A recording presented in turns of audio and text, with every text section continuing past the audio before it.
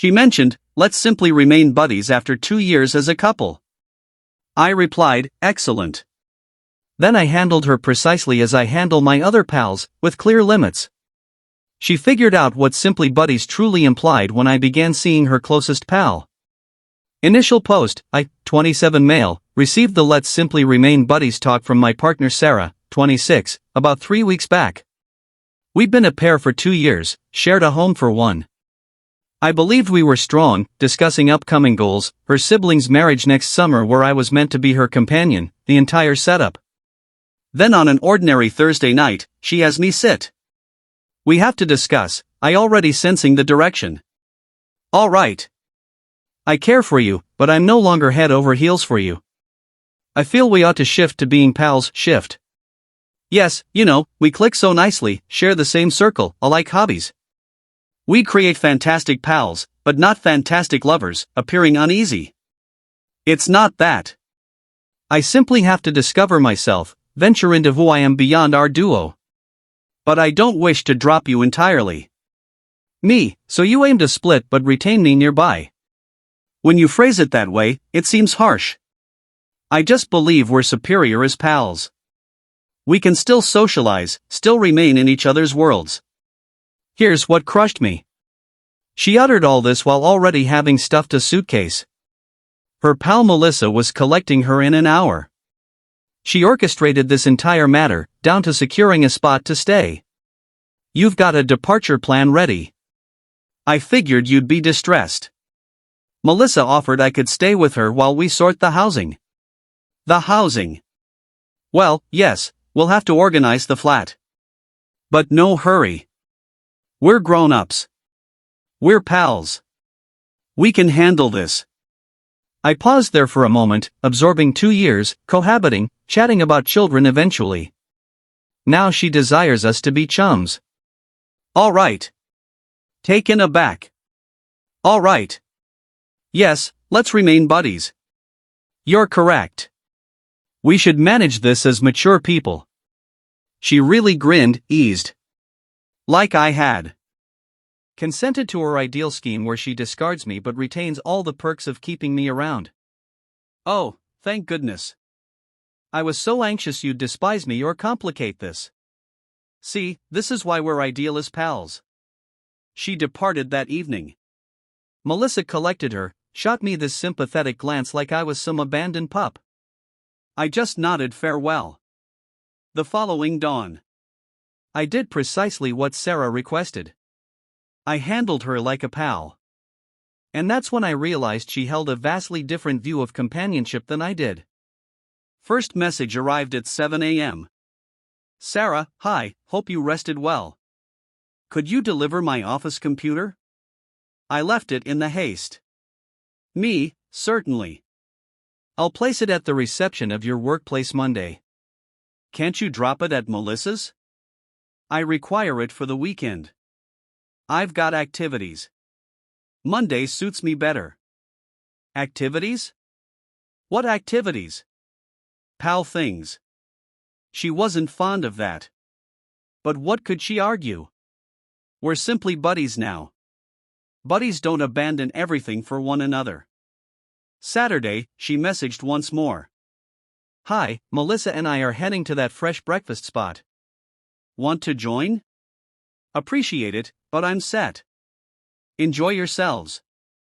Come on, we always did Saturday breakfast.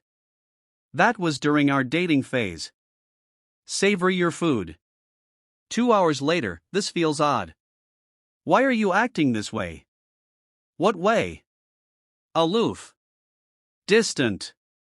I'm being cordial. Exactly what you wanted. Update 1. Week 2 of companionship and Sarah was beginning to falter. See, when she said, let's simply remain buddies, what she intended was, let's maintain everything identical except the intimacy. What I understood was, let's establish proper limits like I do with all my other pals. She appeared at the flat on Tuesday while I was at the office. Still possessed her key. Helped herself to food items. Did some washing.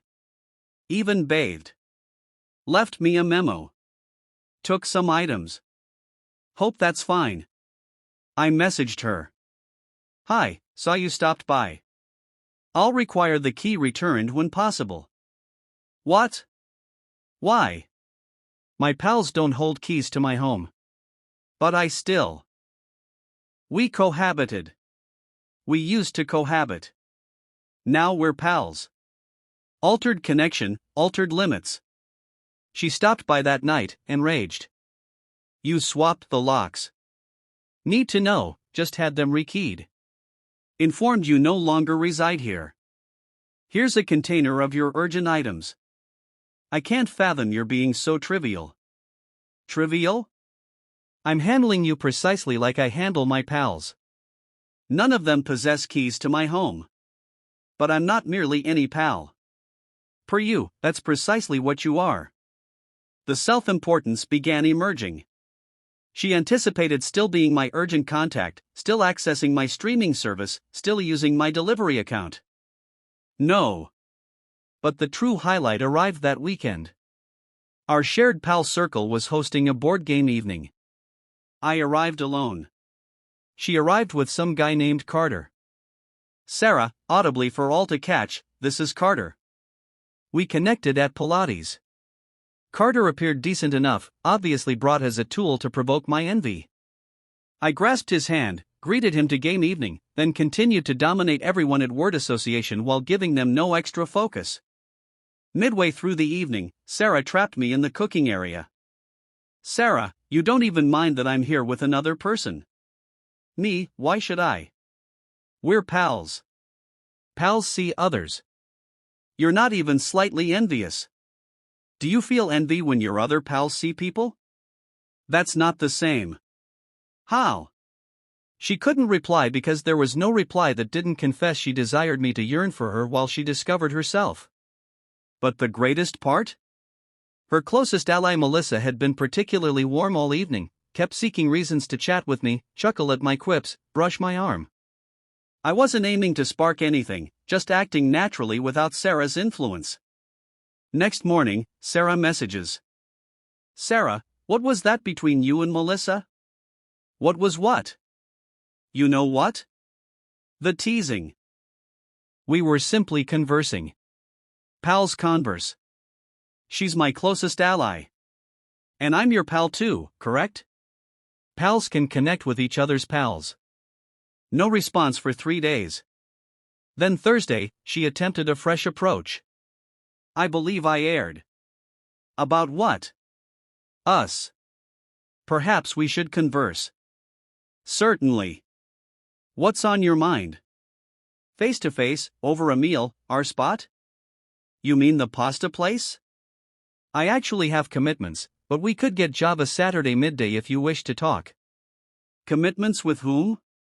Does it concern? Pals don't have to share their agendas with each other. Is it Melissa? Java Saturday or not? This isn't how pals behave. This is precisely how pals behave. You're thinking of how partners behave. Frequent error. Update 2. 3 weeks in and Sarah's self-discovery path was not unfolding as intended. Carter from Pilates vanished after 2 outings. Turns out he wasn't keen on being anyone's temporary fix. Meanwhile, I was thriving my finest life as a solo guy with strong limits. Then Melissa advanced. She messaged me Thursday evening. Hi, oddly, but I have a spare pass to that humor event Saturday. Curious? Now, I must clarify. I didn't chase Melissa. Didn't even view her that way until she displayed curiosity. But she was enjoyable, appealing, and above all knew precisely what she desired. No tricks, no shifts, no retaining me as a reserve option. Me. Certainly. Sounds enjoyable. Melissa. Awesome. Fair heads up though. Sarah's acting strange about us spending time. Just wanted you aware. Acknowledged. Still curious if you are. Absolutely. Collect me at 7. Saturday arrived. I suited up, feeling great. Hadn't been on a genuine outing in 2 years. As I'm leaving, my device blows up. Are you for real right now? About what? Melissa informed me you're escorting her out. She welcomed me to a humor event. You can't see my closest pal. Why not? We're both unattached. Because it's lady rule. She can't see my former. I thought I was your pal, not your former. You understand what I intend? I truly don't. Pals don't claim rights on who their pals can see. She rang 17 times. I silenced my device. The outing with Melissa was wonderful. She was genuinely amusing. Something I'd never observed when she was just Sarah's pal. We discussed everything besides Sarah. Well, until the close. Melissa, I should likely mention. Sarah's freaking out. She rang me sobbing, claiming I betrayed her. Me, how do you feel about that? Truthfully, she's been a rather poor pal recently. Everything revolves around her path and her development. She literally told me last week that retaining you as a pal was her backup in case she didn't locate someone superior. She uttered that. Exact words, that's actually what made me see you merited better and that perhaps I wanted to try my luck. We shared a goodnight kiss. Nothing further, just a pleasant initial outing kiss. I shared nothing online, informed no one, but somehow Sarah discovered. Sunday dawn 6 a.m., she's banging on my entrance. Let me in, I know you're there. We flung the entrance. It's 6 a.m., Sarah. I don't mind. We have to converse now. About what? You kissed her. My closest pal. Me and? I widened the entrance. She appeared disheveled. Hair greasy, eyes swollen, donning the same outfit from Friday. You're doing this to wound me. Me, I'm existing my days. You're the one who chose we shouldn't be a pair. I said pals, not that you could see my pals. You said you needed to uncover yourself. I'm allowing you, while I advance. With Melissa? She's unattached, I'm unattached, we enjoy each other. That's how seeing works. She attempted to shove past me into the flat. I stopped her. You don't reside here anymore. I have items inside. Then arrange a time to fetch them, like we talked. You're being harsh. Me, I'm upholding limits. There's a distinction. That's when the true self-importance appeared. She launched a drive, contacting shared pals, weaving tales about how I was vengeance seeing her closest pal, how I was controlling the scenario to pain her. Some pals accepted it, most didn't. Our friend Jake rang me. Dude, Sarah's claiming you're only seeing Melissa to retaliate against her. Me, did she note she discarded me to uncover herself, but wanted to retain me around as a pal? She omitted that part. Amusing how that operates. But Sarah wasn't finished. She attempted to disrupt my job, rang my workplace pretending to be my urgent contact, stating I was facing a mental wellness issue and required leave. My supervisor summoned me, worried. Supervisor, your partner rang, said you're having difficulties, me, former partner, and I'm okay. She's struggling with the split. She appeared very sure you needed aid. Me, I'll manage it. Apologies she disturbed you. Recorded everything with personnel. Began a record trail in case. A month following the Let's Simply Remain Buddies discussion, Sarah's meticulously built scheme had totally failed. Melissa and I were formally seeing each other. Nothing intense yet, just relishing each other's presence without the turmoil. Sarah, conversely, was unraveling. She attempted all. First, she tried to sway Melissa against me by forwarding her captures of our past chats, affection memos I'd penned, personal images, dressed, but obviously pair images. Melissa displayed me all. Melissa, she's trying to make me envious of your prior connection. Me, is it succeeding? No, it's actually revealing how tolerant you were with her nonsense. Then Sarah tried the extreme choice. She asserted she was expecting. Got a message at 2 a.m. We have to converse. I'm delayed. Me, delayed for what? You know what I intend, I'm expecting. Felicities. Who's the dad? Are you kidding? You. Curious, given we haven't been intimate in 2 months. It can delay to appear. And you've been with how many guys since? Carter from Pilates? The guy from the pub Melissa noted? I can't believe you're charging me a falsehood. Me, I'm not charging. I'm calculating.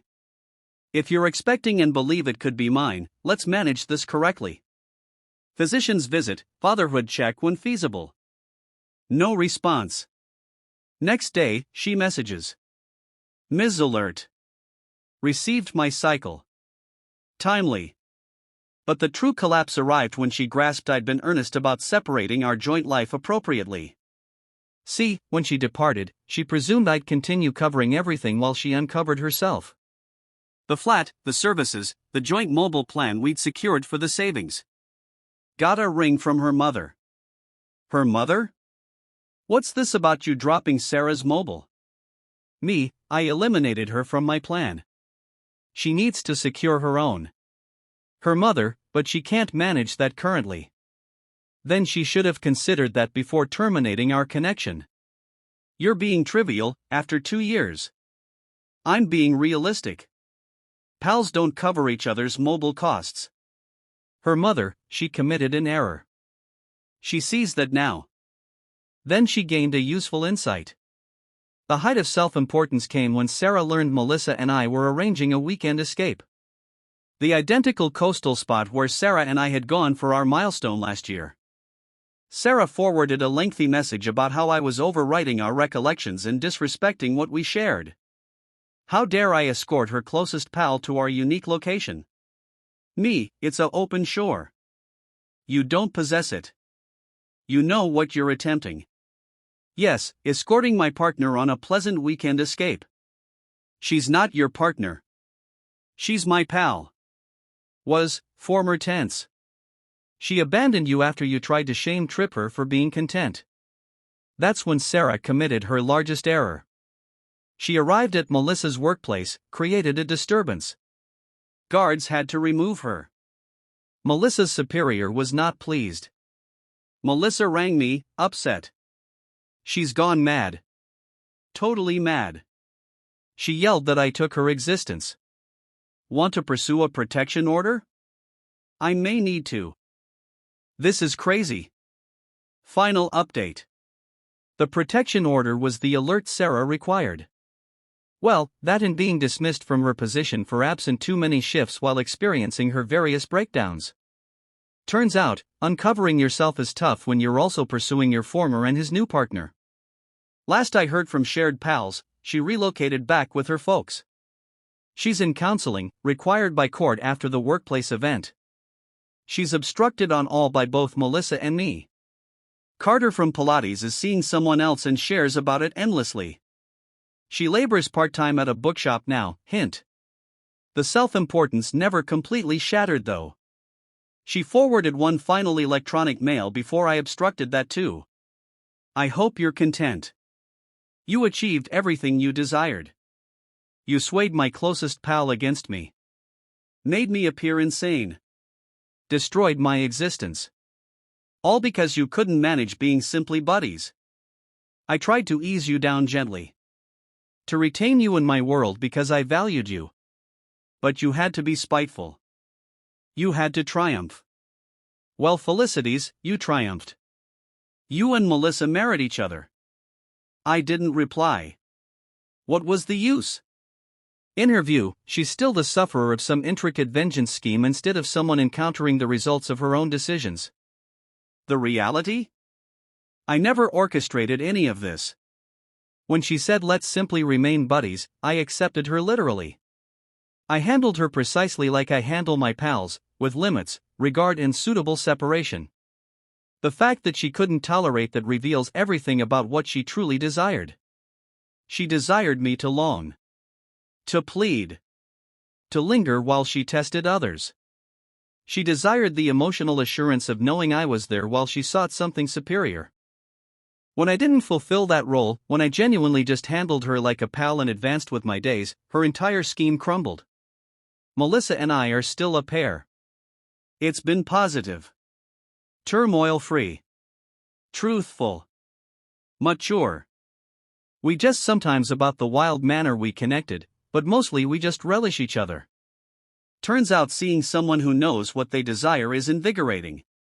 My suggestion? When someone says they want to be simply buddies after a committed connection, accept them. Then genuinely handle them like a pal. Nothing extra, nothing less. Establish limits. Advance. Exist your days. Because here's the point. True pals want you to be joyful. They don't anticipate you to pause in uncertainty while they sort things. They don't feel justified to partner perks with a pal tag. Sarah desired all the advantages of a connection without any of the dedication. She desired me to be her reserve option, her backup, her emotional pillar while she ventured other choices. When I declined to fulfill that role, when I accepted her literally and handled her like just another pal, truth struck hard. The greatest part? I didn't do anything spiteful. Didn't seek Melissa to wound Sarah. Didn't expose her on social platforms. Didn't try to sway people against her. I just existed my days. Established healthy limits. Pursued someone who genuinely wanted to be with me. Sarah's collapse was completely self-caused. She terminated our connection. She tried to retain me as a reserve. She panicked when I advanced. She bothered her closest pal. She created disturbances at work. She tried to control everyone nearby. All I did was precisely what she requested. I handled her like a pal. Turns out, that was the harshest thing I could have done. Not because I intended it to be harsh, but because it compelled her to confront the truth of her decision. When you discard someone but expect them to behave like they're still devoted to you, genuine companionship feels like penalty. But it's not. It's just companionship. The thing she claimed she desired. Amusing how that operates.